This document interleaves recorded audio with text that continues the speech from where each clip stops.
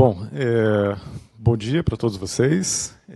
A minha palestra ela vai ser talvez um pouco mais filosófica. A minha ideia é refletir sobre duas ideias que eu considero talvez fundamentais para poder entender os fenômenos anômalos e os fenômenos, em especial o fenômeno religioso.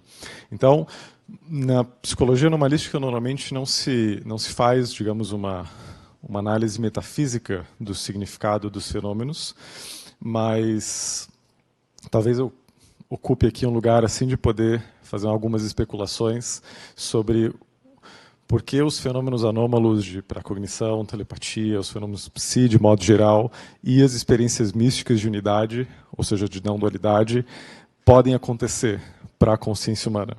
Então eu vou começar com o seguinte, eu vou começar com algumas seleções, algumas citações de alguns místicos que eu considero foram pessoas, digamos, de tradições que tiveram realizações profundas, e aí fazer algumas perguntas, para que a gente possa ter um diálogo sobre a natureza do fenômeno religioso e, fundamentalmente, da natureza metafísica da mente.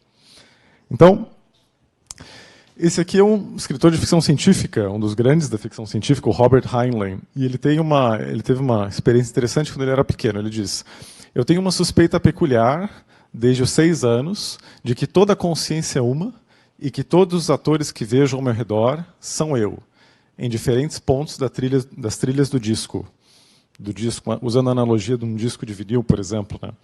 Então, se você conhece filosofia, essa é a posição do solipsismo. É a posição de que todo mundo que você vê, de alguma maneira, é você. Alguém já teve essa experiência em algum momento? Assim? É o fato irrefutável, o que é uma consideração bastante interessante. Então, na filosofia, quando a gente considera o solipsismo, é simplesmente um fato decorrente do reconhecimento de que o mundo inteiro, o universo inteiro, com todos os seres, com todas as pessoas, dependem de algo que fundamentalmente está na tua presença, de que é a mente ou a consciência que, na maior parte do tempo, não é observada. Mas vamos para os místicos. Essa é uma mística indiana famosa do século XX. Ela escreveu a seguinte frase, ou o seguinte trecho. Quem ama e quem sofre? Somente ele encena uma peça consigo mesmo. Quem existe salvo ele mesmo. O indivíduo sofre porque percebe a dualidade. É a dualidade que causa toda tristeza e pesar. Encontre o uno em todo lugar e em tudo, e haverá um fim para a dor e o sofrimento. Isso é uma frase parecida do que a gente vê às vezes nos escritos do Plotino, e a gente pode se perguntar, tá, mas o que ela realmente está dizendo? Assim? Porque ela fala, por exemplo, o ele com E maiúsculo, que a gente pode designar que ela está fazendo referência a Deus, por exemplo, uma entidade superior. E ela fala do uno como um termo da realidade ser uma coisa só, que é algo parecido com o que o Heinlein estava dizendo, por exemplo. Vou continuar. Esse é o Huang Po. Ele é um mestre do Chan, não tão conhecido. Ele foi traduzido pelo John Blofeld nos anos 50 e é um dos textos mais profundos e mais bonitos do Chan, que é A Origem do Zen, se deriva da China. Assim, todo o universo visível é o Buda. Assim são todos os sons. Aferre-se a um princípio e todos os outros são idênticos. Ao ver uma coisa, você vê tudo. Ao perceber a mente de qualquer indivíduo, você está percebendo toda a mente. Então, essas considerações metafísicas, elas trazem algumas reflexões sobre que podem explicar, ao meu ver, por que as sincronicidades acontecem. Então, eu vou assumir aqui que todo mundo sabe mais ou menos o que é o fenômeno da sincronicidade, que são as coincidências extraordinárias que se dão entre os nossos processos mentais, ou seja, o que você pensa, o que você sente, e o que acontece na realidade externa. Então, a maneira usual que nós temos, digamos, na visão ocidental, de conceber a realidade em relação ao observador é de que o observador ele existe destacado dessa realidade física. Então, mesmo que a gente tenha 80 anos de mecânica, 90 anos de mecânica quântica ou mais, essa visão, esse sentimento, ele ainda é muito forte. Então, eu vejo vocês me veem, e para esse ponto de vista, vocês constituem, digamos, o mundo externo. E para cada ponto do campo, para cada ponto autoconsciente, ou seja, para cada pessoa que tem um sistema nervoso e que está, digamos, processando a projeção do mundo, é assim. O mundo inteiro ele se constitui como aparentemente separado. Ou seja, o que eu penso aqui e a gente pode dizer talvez não seja aqui, talvez o pensamento não esteja nem aqui, o que é um ponto que a gente vai refletir. O que eu penso nessa região não pode afetar, digamos, na visão convencional, o que está acontecendo de maneira no âmbito externo. E isso, digamos, é a barreira mais fundamental para uma metafísica de psi, ou seja, de que a mente, de alguma maneira muito misteriosa, está entrelaçada com o mundo. Porque, por exemplo, é habitual comigo ter experiências sincronísticas com os pacientes com quem eu atendo. Porque existe, digamos, uma transferência bastante intensa nos processos clínicos, e essa transferência, muitas vezes, ela chega na fronteira do que eu identifico, e algumas pessoas podem discordar, como telepatia, que é um ponto que o próprio Freud observou em mais ou menos 1922, ele tem uma carta sobre isso. Então, muitas vezes, eu tenho uma ideia do que eu quero conversar, por exemplo, uma ideia bastante específica antes do início da sessão, e a pessoa vem me ver, e ela começa a falar exatamente disso. Ou ela tem um sonho de algo que de algo que ela não poderia saber, às vezes da minha própria vida, por exemplo. Então eu comecei a perceber ao longo do tempo, nesses contextos bastante específicos, e não só nesses contextos tão específicos, que é como se a mente fosse estendida, que é a compreensão do Rupert Sheldrake, por exemplo, ou até do David Chalmers, um filósofo analítico contemporâneo, que se a mente não é algo que está contido especificamente nesse corpo, mas que, na verdade, a mente é uma espécie de substrato, ou é uma substância, e que, na verdade, é ela que contém todos os corpos, e não o avesso, não o inverso, então a gente tem uma possibilidade muito diferente para entender o que está acontecendo. Porque o paradigma, a primeira opção é a seguinte, é a opção normal. Então, nós somos seres individuais, separados, relativamente autônomos, que existem num meio material, mas que esse meio material não possui as propriedades mentais que esses seres separados possuem. Ou seja, a mente e todas as propriedades de mente, seja consciência, percepção, atenção, são propriedades exclusivas dos observadores. Uma outra perspectiva, que é algo que vai mais para o neoplatonismo, e eu vou citar o Plotino daqui a pouco, e especialmente essa visão que os mestres do Chan colocam, é a seguinte. Na verdade, existe uma mente só, aqui, e ela se manifesta através de múltiplos observadores, que são parte, mas ao mesmo tempo todo. Elas são idênticas em cada ponto a essa mente única. Então a gente pode considerar, por esse ponto de vista, o seguinte. O problema da experiência humana, pelo ângulo normal, é o seguinte, os seres são separados, eles não se reconhecem como tal, enquanto tal, e aí nós nos vemos divididos, e a partir dessa divisão existem todos os conflitos da experiência humana, digamos, a guerra de um contra todos, uma visão hobbesiana do mundo. Então, qual que é a meta da experiência religiosa? É que as pessoas, de alguma maneira, elas possam resgatar essa unidade perdida, seja individualmente, ou seja, transcendendo as divisões dentro delas mesmas, ou seja, coletivamente, de que uma coletividade de entes separados possam se tornar unificados mais uma vez. Essa é a visão, digamos, do projeto religioso de modo geral. Assim. Mas a outra visão, que, digamos, seria complementar a essa, é o seguinte. O que a gente tem que se perguntar é de que modo uma mente única, indivisível, pode gerar espontaneamente uma experiência onde ela aparentemente está separada dela mesma em milhares de seres. Isso é uma outra perspectiva, ou seja, como é que uma única mente, uma única realidade pode se experimentar desse jeito? Ou seja, como é que eu posso sentir que eu sou diferente de você? E não o oposto, que é como é que eu posso sentir que eu sou idêntico a você? Ou seja, se a gente pressupõe que a base da realidade é uma experiência de unidade, ou seja, uma experiência de identidade em todos os pontos, então o que deve ser misterioso é a experiência da separação, que é um ponto relativamente não considerado pela metafísica ocidental. No Oriente, isso sim é considerado. Ou seja, no Oriente se faz uma distinção muito clara entre Brahman, por exemplo, que é essa realidade ou essa mente única, e Maya, que é, digamos, o mundo fenomênico e o mundo aparente. E não só o Oriente propõe isso, mas tem algumas passagens de um dos livros do Dean Radin, que é o Entangled Minds, ou As Mentes Emaranhadas, onde ele se propõe a entender psi por essa perspectiva. Ou seja, em vez da gente pensar que nossas mentes estão emaranhadas porque nós somos fundamentalmente seres separados, o que a gente tem que pensar é como é que uma mente indivisível pode se manifestar desse jeito e por que então nós não temos experiências anômalas de identidade uns com os outros o tempo todo. Ou seja, se há uma realidade só, se há uma mente só, por que de repente os teus pensamentos não fluindo na minha cabeça? E por que os meus pensamentos não estão fluindo na tua cabeça? E por que isso não é muito mais comum e frequente do que a gente imagina? Isso traz algumas portas interessantes para entender, por exemplo, os fenômenos anômalos atrelados à psicopatologia, que é algo que, de modo geral, não se estuda ou não se analisa de modo a dar o reconhecimento para as experiências anômalas de um esquizofrênico, por exemplo, de alguém que tem um transtorno bipolar tipo 1 e está na fase maníaca.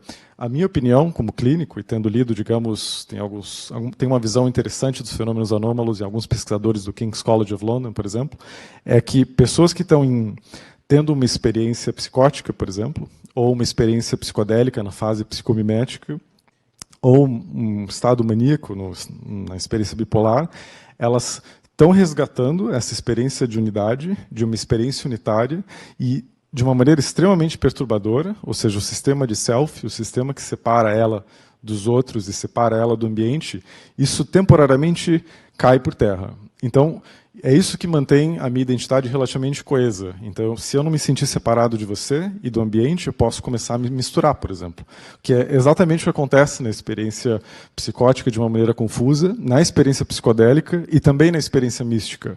Então, eu tenho a sensação de que a relação entre essas três categorias não é simplesmente acidental, não é casual, que existe, digamos, um elemento comum entre esses três eventos e que talvez se a psicologia, a psiquiatria pudesse estudar eles pela luz dos místicos, ou seja, pela luz daqueles que têm essa experiência ou essa vivência e registraram isso ao longo da história, mas com uma visão, digamos, não patológica, a gente poderia entender melhor, digamos, a dinâmica fundamental da mente dual que tenta se autotranscender. Então vamos seguir um pouco mais aqui. Esta mente é o Buda. Isso é de um outro mestre do Chan, o Matsu. Isso é uma coisa bastante peculiar que se escreve no budismo. A gente pode falar, bom, mas o que isso está querendo dizer? Não está querendo dizer que essa mente é o Siddhartha Gautama. Não é isso. Mas quer dizer que talvez o que a gente queira dizer por Buda, ou o que a gente queira dizer por mente, seja algo como um princípio que é capaz de conter o universo inteiro dentro dele mesmo. Aí você pode falar, tá, mas qual que é a relação disso, ou seja, dessa ideia tão abstrata, com a minha vivência enquanto um ser humano de carne e osso? Ou seja, como é que eu posso aliar essas duas coisas? E eu acho que, para fazer essa ponte, a gente poderia entender, talvez, a nossa experiência, a nossa mentalidade como sendo um estágio transitório, num processo, digamos, num processo evolutivo da espécie. Então, a gente pode considerar, por exemplo, por analogia, que talvez seja até uma homologia de tão próxima que é, as experiências que alguns grandes primatas têm, que os golfinhos, os elefantes asiáticos têm, até os magpies, de se reconhecer no espelho. Então, se você colocar, digamos, um chimpanzé ou um golfinho ou um elefante na frente de um espelho, eles têm self-recognition, eles têm auto-reconhecimento, eles se veem ali. Isso é um teste que o Gordon Gallup ele desenvolveu, ele tem uma visão meio conservadora, ele só inclui os grandes primatas, mas se a gente estender que essa autoconsciência ela é passível de ocorrer em vários seres, digamos, na árvore filogenética, então a gente pode se perguntar, a gente pode considerar a seguinte questão, que talvez o processo de autoconsciência ele talvez não tenha terminado. Talvez nos primórdios, da mesma maneira que leva alguns minutos para um chimpanzé se olhar no espelho e ele se reconhecer no espelho, talvez demore alguns milhões de anos para um ser humano ser capaz de se reconhecer no espelho inteiro do universo e entender que o espelho inteiro do universo, em última análise, é uma projeção de algo que sempre teve contido dentro dele, que é o que exatamente essa frase quer dizer. Ou seja, talvez demore muito na escala evolutiva, que era a visão do Richard Murray Spilk, para isso acontecer, mas talvez em algum momento a frequência dessas ocorrências se torne maior. Ou seja, se a gente pudesse ter uma curva do desenvolvimento da consciência, a gente pegar vários milhões de anos, talvez há 5.000 anos você tinha um sujeito que tinha essa experiência, e ele funda uma religião. De repente você tem outro em outro continente, e ele funda outra. Só que aí, talvez a curva da história comece a se acelerar, e você começa a ter cada vez mais pessoas. até o momento onde, de repente, você pode ter muitas pessoas ao mesmo tempo tendo essa experiência, talvez até simultaneamente, que é uma experiência que algumas pessoas têm na experiência amorosa, por exemplo. Você está olhando para o rosto de alguém, às vezes algumas pessoas, né, no ato sexual, por exemplo, às vezes quando as pessoas tomam MDMA, elas relatam isso, elas se olham nos olhos e elas sentem que a experiência da separação entre os dois corpos, repentinamente, é separada. Então você está se olhando e de repente você sente que é uma mente só em dois corpos, que é exatamente essa experiência mística. Então, se essas experiências elas podem se tornar mais frequentes ao longo, digamos, do desenvolvimento da espécie, que é a visão, por exemplo, que o Eckhart Tolle defende, ele considera que 10% das pessoas que ele encontra tiveram despertares espirituais. Ele considera que 10% da população da América do Norte provavelmente teve um despertar espiritual. 10% está falando de mais 30 bilhões de pessoas. A gente pode falar, bom, então 30 milhões de pessoas estão tendo experiência de consciência cósmica ou experiências anômalas místicas significativas. É uma estimativa bastante alta. Talvez não seja isso, mas talvez um número muito maior do que a gente considere e conceba. E aí, isso traz alguns corolários interessantes. Isso é um mestre, um guru, que foi o mestre do Siddhartha, do Nisargadatta Maharaj. Ele diz o seguinte: o não dual é Brahman, o si mesmo. E a gente pode até fazer uma ponte com o que o Jung considerava como si mesmo. Apenas existe um, não há nenhum outro. Então, fazendo essa ponte com o Jung tinha no modelo dele o centro da psique era o si mesmo. Então tinha o ego, que era a experiência individual da mente se reconhecendo a partir, digamos, de um corpo, e existia o si mesmo, que às vezes ele reconhecia como, por exemplo, a psique, ou seja, a psique como o princípio metafísico da vida, da realidade. Então, talvez o si mesmo seja o primeiro momento no qual a experiência de Deus, ou a experiência dessa realidade unitária, ela é finalmente trazida não para um plano abstrato, completamente distante do mundo ou do universo, mas para um lugar completamente íntimo, completamente próximo, talvez até idêntico com a própria mente que está se fazendo essa pergunta. E isso é uma virada religiosa muito importante em termos históricos, porque enquanto Deus é um ser transcendente, ou o Buda é um ser transcendente muito distante de nós, então a possibilidade da mente individual se reconhecer como idêntica à totalidade, ela está completamente perdida, ela não pode acontecer. Isso, digamos, é uma barreira muito fundamental. Algumas pessoas poderiam argumentar para um misticismo de unidade, por exemplo.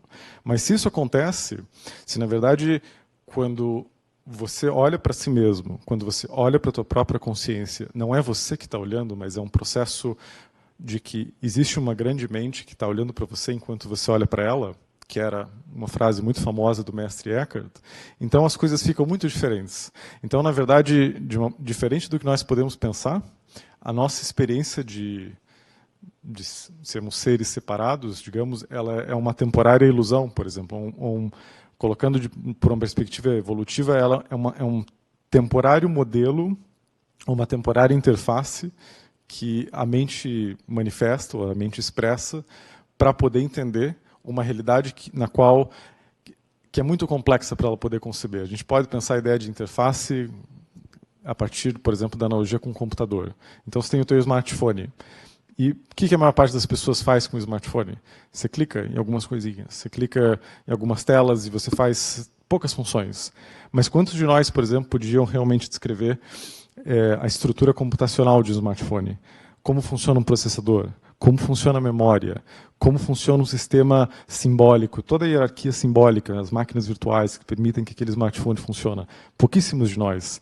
Então, se você não soubesse o que é um smartphone e você só começasse a manipular ele sem conhecimento disso, o que ia acontecer é que você teria uma experiência completamente falsa do que um smartphone é. Porque você não teve, digamos, a experiência do smartphone enquanto uma máquina extremamente complexa que precisou de muitos prêmios Nobel para ser construída. E talvez, e é uma das ideias principais que eu queria trazer para a palestra, que os eventos sincronísticos são precisamente essas rupturas da interface. É o momento onde a interface dá pau. Então, na nossa experiência normal da vida, a gente tem as coisas muito bem construídas, né? Então, a gente pode dizer até que a nossa cognição ela é muito automática. Se você para observar os atos que você realiza quando você acorda de manhã, para onde você olha? O que você percebe? Você olha para o teu sapato, de repente você sente o teu peito, e você levanta, e você respira.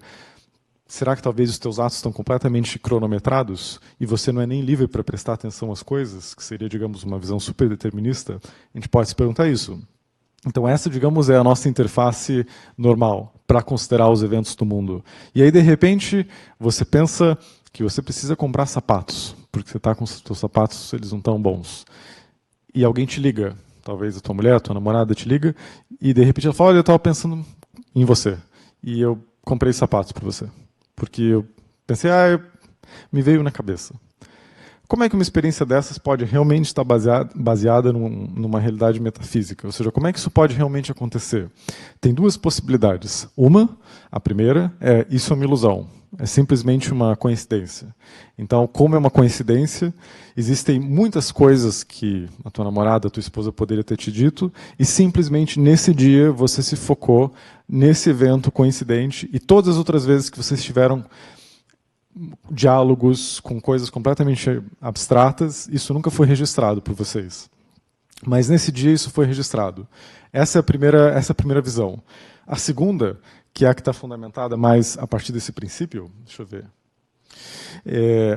é que os pensamentos eles não ocorrem dentro do cérebro, de alguma maneira que nossa concepção de mundo ainda não consegue entender. Que se a mente ela não é local, se a mente é, digamos, um princípio que é subjacente ao mundo, à experiência inteira do mundo, e a todos os corpos, e a todos os sistemas nervosos, por exemplo, então no momento que você pensa, talvez, à medida que os teus pensamentos eles podem se tornar correlacionados com os outros seres, porque o pensamento pode ser, digamos, algo comum a muitas mentes. Ou seja, quando a gente pensa, a gente normalmente tem a concepção de que os pensamentos existem no meu espaço privado. Então eu observo os meus pensamentos e eles existem somente para mim.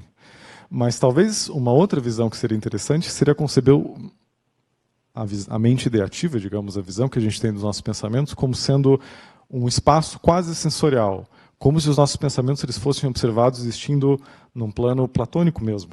Ou seja, o mundo das ideias, né, descrito, por exemplo, na filosofia platônica, não como algo completamente divorciado da nossa experiência, mas, na verdade, como sendo completamente íntimo à nossa experiência. O que explica, por exemplo, por que a filosofia é possível, por que a matemática é possível. Que no momento que a gente está olhando as nossas próprias mentes, que a gente começa a pensar, a gente talvez está entrando num campo mental compartilhado, uma visão parecida proposta pelo Rupert Sheldrake, que é uma maneira muito diferente de ver a mente. Ou seja, se a gente tivesse uma ideia de que, na verdade, essa realidade ela não é uma estrutura física, mas ela é fundamentalmente mental, então talvez o universo ele possa se comportar como uma mente. Se ele se comporta como uma mente, então ele está mais próximo de uma inteligência desencarnada, por exemplo. Ele está mais próximo de uma entidade feita de informação, por exemplo, de uma espécie de criatura, por exemplo, como aparece no Timeu, do Platão também. Então, se o universo for isso, então isso traz algumas consequências importantes. Quer dizer que a experiência do mundo ela não é regida fundamentalmente por leis físicas, ou seja, as leis físicas elas existem, elas determinam o substrato da vida, mas talvez existem leis numa camada um pouco acima, uma camada que rege, digamos, como a estrutura mental do cosmos, por exemplo, pode ser regida como uma espécie de linguagem mesmo, da mesma maneira que existe uma linguagem estrutural, uma linguagem que estrutura os nossos pensamentos, talvez isso seja um mapeamento de uma linguagem que existe no próprio universo. Então, quando você tem pensamentos e de repente eles se manifestam do lado de fora da tua cabeça, talvez o que acontece nesses momentos é uma correlação que mostra que existe uma espécie de história sendo contada na vida e que é, digamos, um reflexo do universo tendo essa estrutura mental.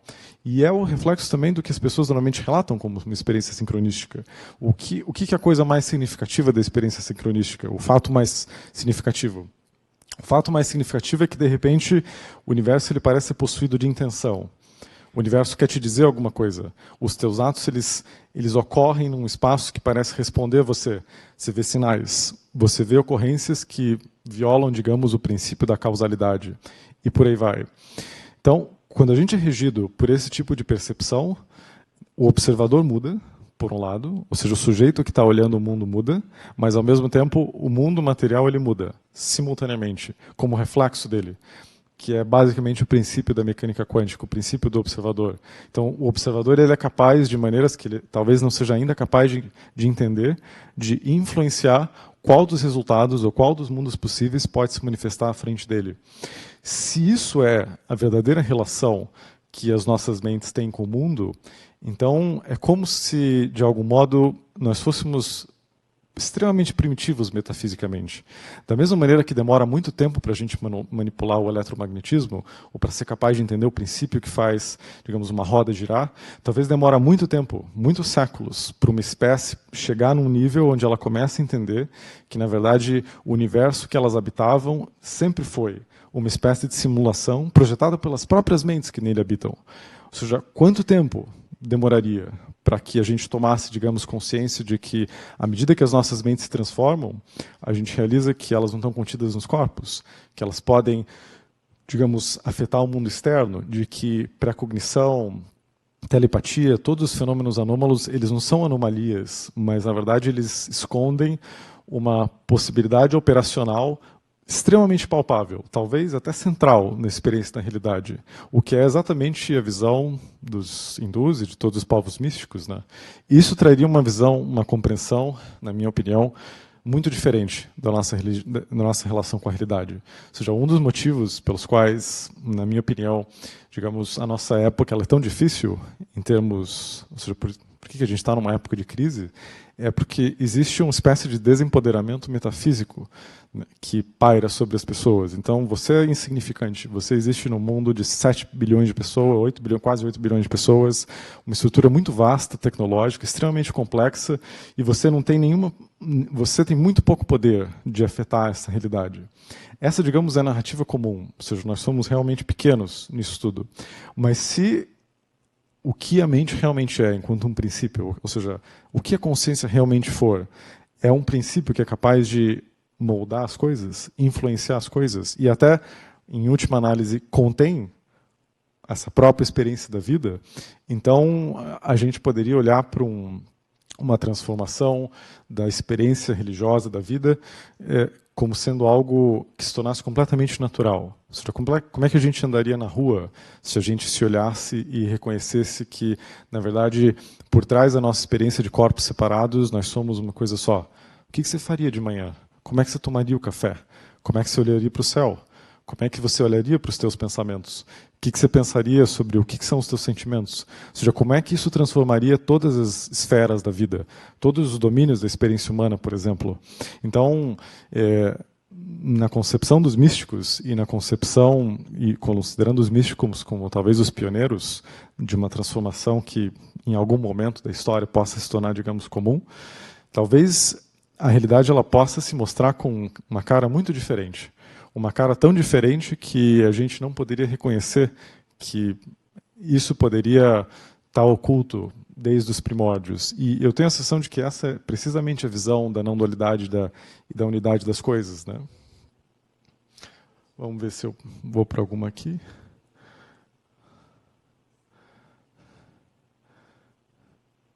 Isso são algumas perguntas interessantes. Qual que é a natureza dessa mente, se a realidade é uma mente? Essa mente é Deus? Essa mente é o que todas as religiões, em todas as épocas, designaram como Deus? Ou seja, então, será que, na verdade, todo mundo, todo o universo que se manifesta, na verdade, é Deus?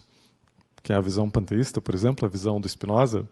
E se tudo isso aqui é Deus, então voltando para aquela consideração do começo, ou seja, se tudo isso é essa mente unitária, por que isso não é por que isso não é facilmente percebido?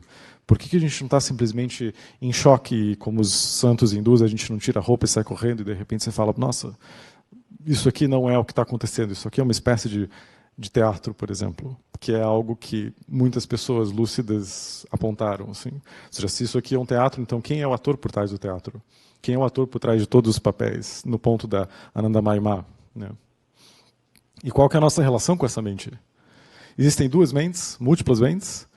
Ou, como eu estava falando, talvez elas podem ser reduzidas a uma mente só? Será que todas as mentes, em última análise, são idênticas a essa mente? Duas atitudes ontológicas básicas. Nós somos fundamentalmente separados e diferentes. Essa é a visão normal. Todo mundo nasce e vive a partir disso.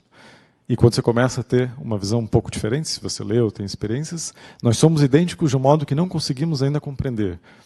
Isso coloca em xeque as nossas concepções normais sobre a estrutura, a organização do universo, por exemplo. Qual é a conexão da identidade de todas as mentes com psi-eventos sincronísticos? Ou seja, talvez os eventos sincronísticos eles realmente mostram que existe uma mente que orquestra os eventos de uma maneira não óbvia. Orquestra e organiza numa dimensão acima do que a nossa experiência cotidiana normalmente mostra. O ponto é que essa orquestração, por trás do véu, ela depende de uma ruptura da identificação que a mente individual tem com ela mesma e com a experiência do mundo. Ou seja, se você, de repente, tivesse uma perturbação tão significativa do teu sistema de eu, talvez você se realizasse como essa mente única. Mas talvez isso seria algo tão, como eu posso dizer, perturbador mesmo, que seria talvez dificilmente integrado. Então, na primeira palestra, você falou do confronto com o inconsciente, que foi o período que o Jung teve, digamos, a experiência visionária dele, quando ele entrou em contato com essas coisas. E foi um evento extremamente perturbador. E eu tenho a sensação de que algo que o campo das emergências espirituais aponta, que talvez o lugar mais fértil para a gente encontrar, digamos, aberturas significativas, enquanto um campo de estudo, pessoas que estão tendo aberturas significativas, sejam em pessoas que estão tendo a experiência num grau tão significativo, seja, digamos, por práticas espirituais ou seja de maneira espontânea, que elas não conseguem integrar isso, elas não têm um modelo metafísico para poder integrar e considerar isso, o que talvez explique a dificuldade de integrar essas experiências e as experiências anômalas, né? Talvez quando as mentes se emaranham, elas revelam a sua realidade subjacente enquanto a unicamente existente. Talvez é isso que acontece. Talvez é um momento onde, de repente, essa separação ela cai.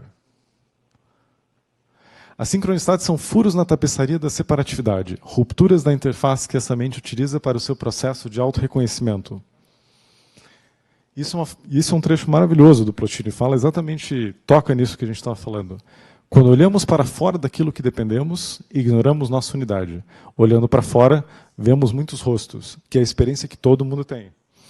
Olhe para dentro e tudo é uma cabeça. Se um homem pudesse apenas ser virado, girado, veria imediatamente Deus, ele mesmo e o todo, apontando talvez que esses três símbolos eles são idênticos. Uma coisa só.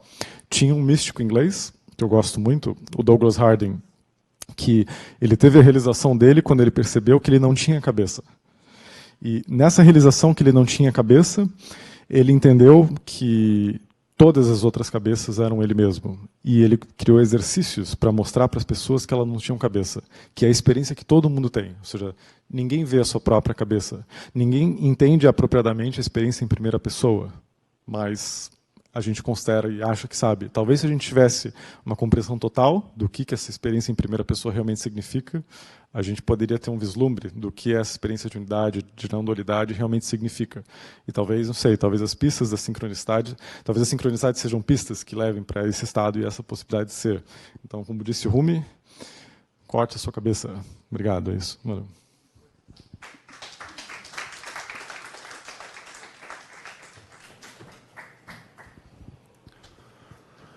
Prezados, nós temos um espaço de 5 minutos. Alguém gostaria de fazer uma pergunta?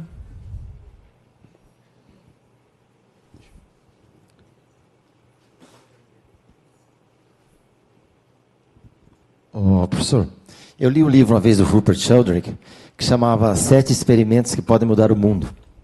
Então, uma das experiências que ele fazia, e eram experiências assim, bem simples, ele colocava a gente observando a nuca de uma pessoa numa fila, observava e concentrava naquilo e a pessoa virava para trás. Numa estatística bem acima de coisa aleatória. E o Rupert Sheldrake, ele é um cientista que não é muito bem visto pela ciência convencional, assim, ele é muito criticado. Então, a pergunta é o seguinte: nesse campo, assim, digamos, da ciência não convencional, é muito difícil de fazer coisas repetidas convencionalmente, assim, pela metodologia científica.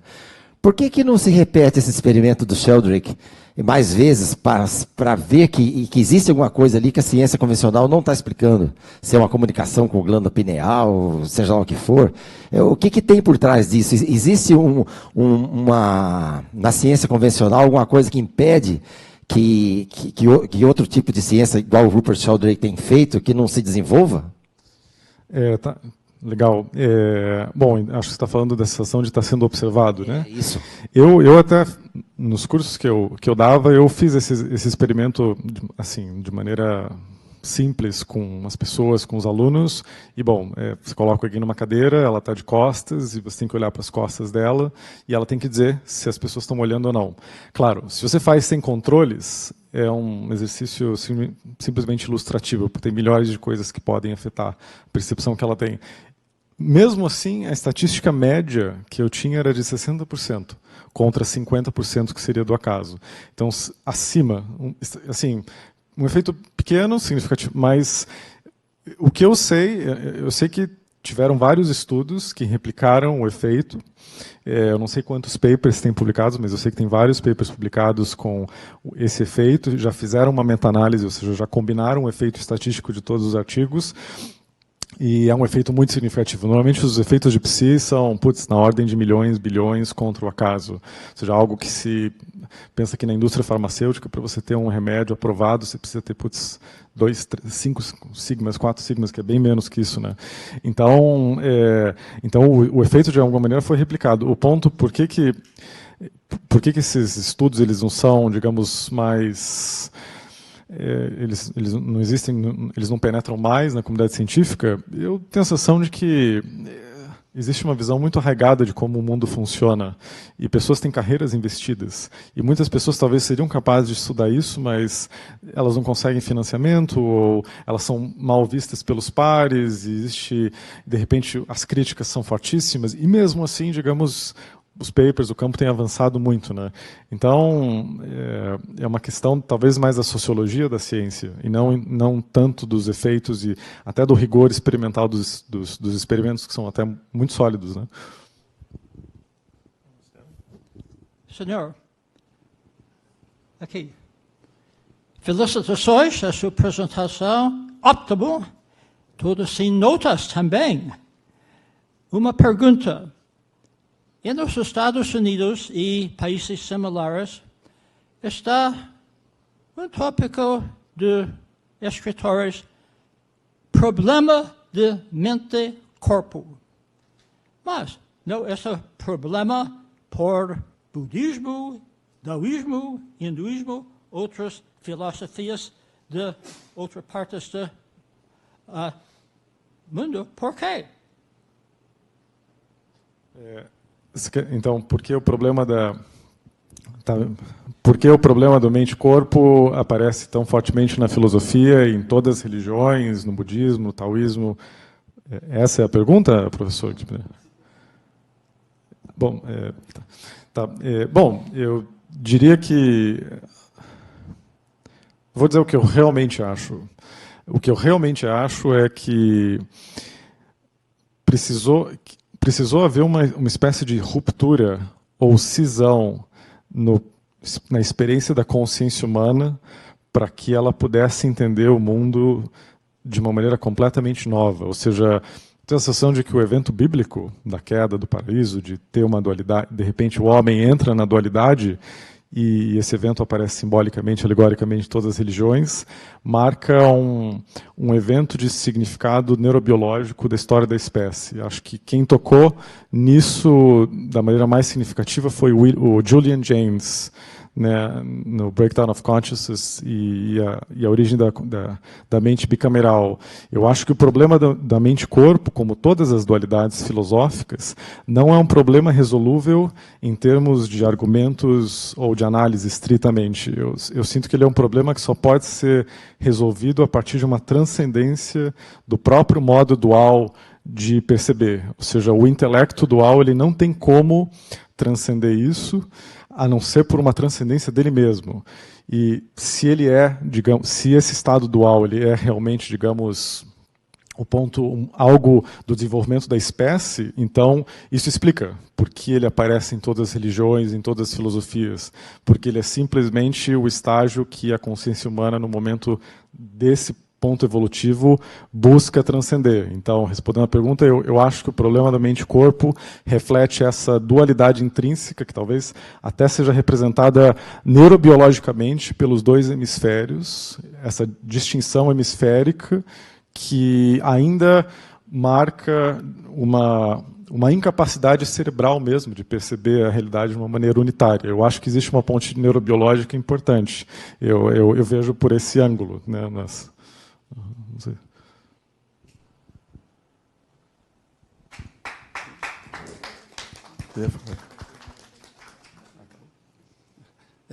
Só voltando à pergunta do professor, a sua resposta, né?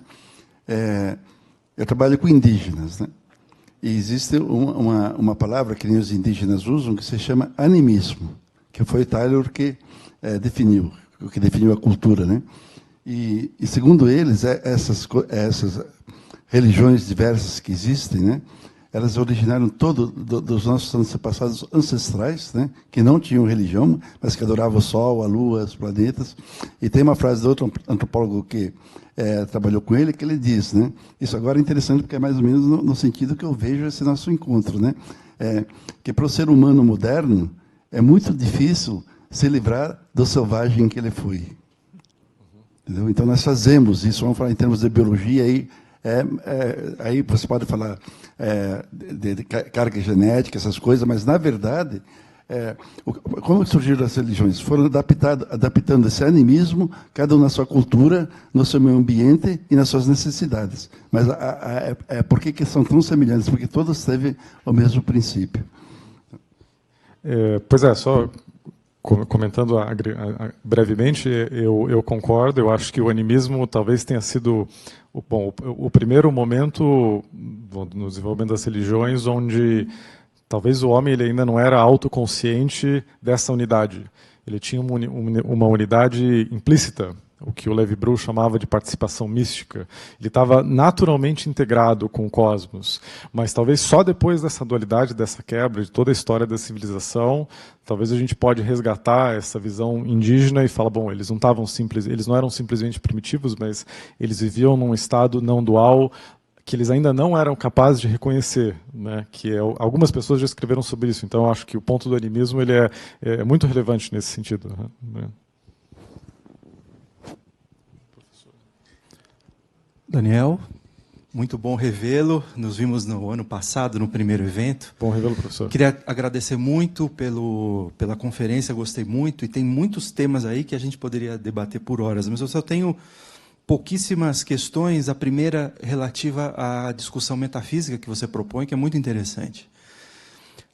A defesa da não dualidade me parece muito interessante, não é? À luz dos fenômenos psi, dos fenômenos anômalos, das experiências anômalas.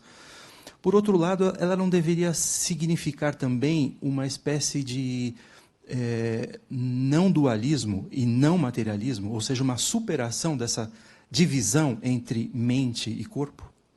Porque me parece que na tua conferência há um predomínio, uma ênfase numa questão mais mental, algo mais mentalista ou espiritualista, vamos chamar assim, mas dentro de uma perspectiva dualista que separa.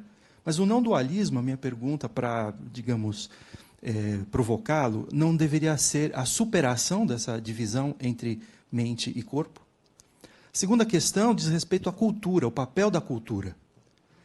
Eu tenho um aluno de doutorado que estuda povos Yanomami, estudou isso no mestrado. E o que eles consideram sendo um Yanomami não é aquilo que nós consideramos ser humano. Se eles vão para o meio do mato, encontram um bichinho, um porco do mato, e levam para dentro da aldeia, aquele animalzinho é considerado um Yanomami. Portanto, o que eu quero dizer é, será que a gente não deveria refletir à luz das diferenças culturais, aquilo que a gente chama de dentro e fora, portanto, a dualidade embutida aí? Em terceiro, apenas um comentário, essa diversidade relacionada a experiências religiosas, que tem um mesmo fundamento, por que desconsiderar, por exemplo, áreas como a ciência cognitiva da religião, que apresenta uma espécie de experiência humana pré-cultural? Ou seja, algo biológico que diz respeito a essa filogênese, a qual você mencionou, e que nos capacita, inclusive cerebralmente, para dar sentido às coisas. E nessa busca de sentido, esses sentidos comuns podem ser dados independentemente do tempo e da época, e da cultura. Tá. Bom, obrigado, professor. Então, vamos lá, são 3, né? A primeira era, bom, sobre a não dualidade, a ênfase que eu dou ao aspecto mental, né, digamos, o que eu dei. Isso é verdade, é um ponto extremamente válido. A rigor, uma não dualidade estrita busca transcender conceitualmente qualquer apego aos polos dualistas, seja mente e matéria. Então, é o que no budismo seria o que o Nagarjuna faz. Ele simplesmente nega todos os pares duais e ele fala, bom, o que sobra quando você nega tudo isso é algo indizível que só pode ser realizado além de qualquer dualidade conceitual, né? Então, essa crítica ela é válida. Isso daí eu não tenho... O que eu diria é que muitos místicos e filósofos e pessoas, né, que pensam sobre isso, inclusive eu, consideram que talvez o aspecto, talvez a mente ou a consciência, e às vezes se usa o termo consciência não dual, seja o ponto mais frutífero para produzir essa transcendência conceitual. Então, se você às vezes não aponta nem para a mente, ou nem dizer uma mente, ou nem dizer uma consciência, pode ficar um pouco mais difícil entender ao que exatamente se fala. Então, por isso aparece às vezes como uma construção. Algumas escolas, seja no budismo ou do Vedanta, fazem essa concessão. Mas o que você diz é verdade. Sim, a rigor, uma não dualidade estrita não deveria considerar nem a mente e nem a matéria como polos fundamentais. Então, isso é fato. O segundo era sobre a questão cultural, né, dos Yanomamis, né? Eu concordo. Eu acho que o que a antropologia realmente pode fornecer é uma transformação total na nossa concepção ontológica do que são os seres, né, e de que talvez, inclusive, como você falou dos animais, que eles consideram um animal, um Yanomami, talvez a gente poderia redescobrir que os animais têm uma intencionalidade ou uma consciência que transcende a capacidade humana de percepção. O Rupert Sheldrake, né, que tem um livro sobre experiências psi no mundo animal, tem um livro famoso, A Vida Secreta das Plantas, que argumenta que as plantas têm percepção. Então, eu acho que o argumento cultural de que a gente poderia reaprender a questionar essas categorias básicas por meio da visão antropológica, eu subscrevo. Eu acho até ali com o comentário do outro professor sobre a questão do animismo. Isso realmente deixaria por terra todas as construções religiosas, conceituais, e traria a gente a resgatar, digamos, essa separação, né, como você falou, de nós e o outro, a partir de uma fenomenologia quase pura. Eu acho que se a gente fizesse isso, a gente poderia talvez resgatar a experiência religiosa pura, né? Então eu concordo. O terceiro era sobre... ciência cognitiva. Não, eu acho a ciência cognitiva, talvez, não sei, pelo Pascal Boyer, né, o Daniel Dennett, né, muitas vezes eles têm muitos pressupostos embutidos que estão aliados, digamos, a uma visão relativamente materialista e darwinista do mundo. Eu acho que se você tira esses pressupostos que estão embutidos, você pega a ciência cognitiva como um estudo puro, como o William James fez, como a cognição religiosa em todos os lugares, e ver qual que é o elemento neurobiológico dessa cognição religiosa, aí eu concordo com você que essa seria uma contribuição de poder entender a religião além das próprias linguagens místicas e ter uma ciência religiosa que fosse de uma fenomenologia completamente neutra, até de uma conceituação completamente neutra. Eu acho que se mais cientistas cognitivos tivessem acesso às experiências, provavelmente isso aconteceria. Então, essas são as minhas reflexões, é isso. Mas obrigado pelas perguntas, professor. Obrigado, professor Daniel.